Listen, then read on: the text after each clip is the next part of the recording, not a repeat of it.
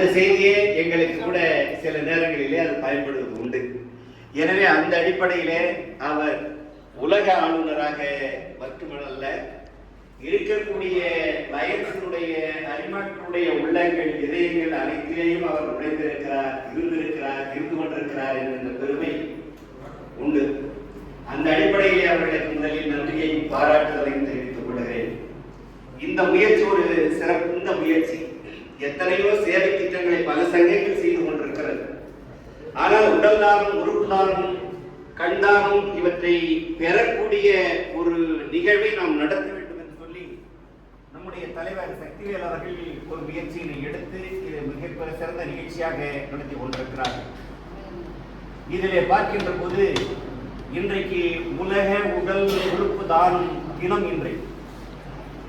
அதே நேரத்தில் உலக அளவிலே உடல் உறுப்புகளை கொடுக்கக்கூடிய நாடுகளிலே நம்முடைய இந்திய நாடு 0.06% தான் விழிப்புணர்வு இருந்து கொண்டிருக்கிறது, வழங்கி கொண்டிருக்கிறது.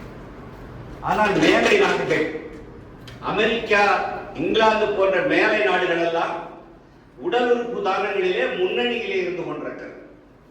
இந்திய அளவிலே பார்க்கின்ற போது நாம் 0.06% பின்னணியிலே மிக பின்தங்கி இருந்து கொண்டிருக்கிறோம். காரணம், வடநாடுகளிலே இதற்கான விழிப்புணர்வுகள் இல்லை. மதம், வேறு வேறு ஆன்மீக சிந்தனைகள், உடல் உறுப்பை செய்துவிட்டால் அவர் மேலே சொர்க்கத்திற்கு தானம் செய்துவிட்டால் மேலே சொர்க்கத்திற்கு செல்ல மாட்டார் என்கின்ற ஒரு தவறான எண்ணத்தின் அடிப்படையிலே அந்த புரிதல் இல்லாத காரணத்தினாலே வட மாநிலங்களிலே பல மாநிலங்களிலே இந்த உடல் உறுப்பு தானம் செய்வது தவிர்க்கப்பட்டு கொண்டிருக்கிறது.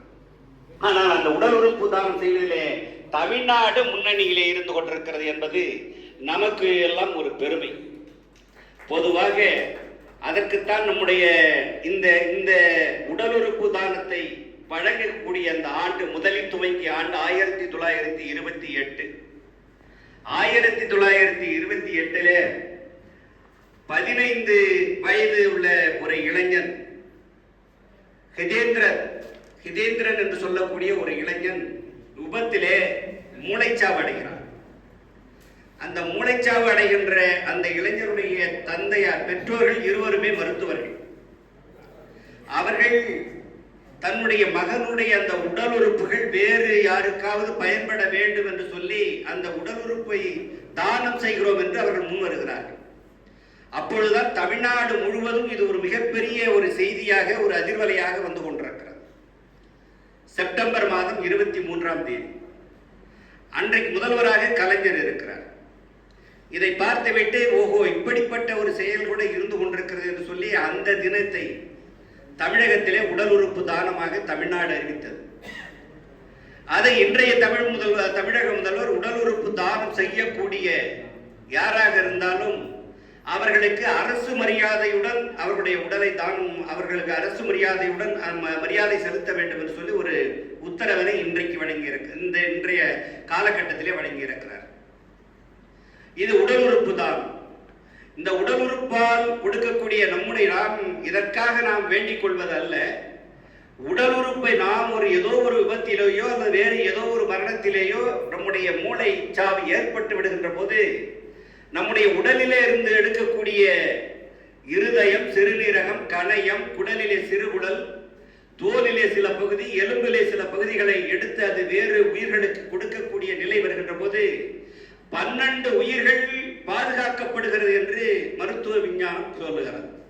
உடல் உறுப்பை அந்த தானம் செய்யக்கூடிய ஒருவர் இறக்கின்ற போது அவர் உடலில் இருந்து எடுக்கக்கூடிய அந்த உறுப்புகள் 12 உயிர்களை காக்கிறது என்று சொல்லுகிறது. எனவே அந்த அடிப்படையிலே மூளைச்சாவை ஏதோ ஒரு வழியிலே நம்முடைய உறவினர்களுக்கோ வேறு யாருக்கோ அல்லது நமக்கோ ஏற்பட்டாலும் கூட நம்முடைய உடல் உறுப்புகள் வேறு இன்னும் ஒரு 20 ஆண்டு காலம் அது உயிரோடு 30 ஆண்டு காலம் உயிரோடு வேறொரு உடலிலே இயங்க வேண்டும் என்கின்ற அந்த விழிப்புணர்வு நம்முடைய மக்களுக்கு வந்துவிட்டது என்று சொன்னால் இன்னும் கூடுதலான வளர்ச்சியை நாம் பெற்றுக்கொண்டு இருக்கிறோம் என்று அர்த்தம். அதே போல உடல் தானம், நம்முடைய ஐயா அவர்கள் தெளிவாக சொன்னார்கள். உடல் தானத்தை பொறுத்தளவிலே இன்றைக்கு பல இடங்களிலே அது நடந்து கொண்டிருக்கிறது. சென்ற 2-3 மாதத்திற்கு முன்பாக கூட ஒரு மிக பெரும் பணக்காரர் மக்கள் மத்தியிலேயும் பணக்காரராக இருந்தார், மக்களுடைய செல்வாக்கை பெற்றவராக இருந்தார். நல்லூர் ஒன்றியத்தினுடைய ஒன்றிய பெருந்தலைவராக இருந்தார், விருத்தாசலம் நகர்மன்ற தலைவராக இருந்தார். நம்முடைய வி ஆர் ரத்ன சபாபதி அவருடைய உறவினராகவும் இருந்தார், ஆர் லட்சுமணன் பிள்ளை என்று சொல்லக்கூடியவர். அவருடைய உடலை தானம் செய்தார்கள், கண்ணை தானம் செய்தார்கள். மிகப்பெரிய செல்வந்தர். ஆனால் அவர் தெளிவாக எழுதி வைத்தார், தன்னை உயிரோடு இருக்கின்ற போதே என்னுடைய உடலை இந்த மருத்துவமனைக்கு தானமாக கொடுத்து விடுங்கள் இறந்த பின்னால் என்று அவர் எழுதி வைத்து விட்டு இறந்தார். தன்னுடைய பிள்ளைகள் அதை அப்படியே நிறைவேற்றினார்கள். இதை ஏன் நான் சொல்லுகிறேன் என்று சொன்னால், சொக்கஞ்சேர கைலாசஞ்சேர வைகுந்தஞ்சேர விருத்தகாசி சேர விருத்தாச்சலம் சேர என்று இறந்த பின்னால் சுத்தி வருவார்கள். சுத்தி வருகின்ற போது அது சுத்தி வரக்கூடிய முன்னால் வரார் இல்லையா, அந்த சாங்கியத்தை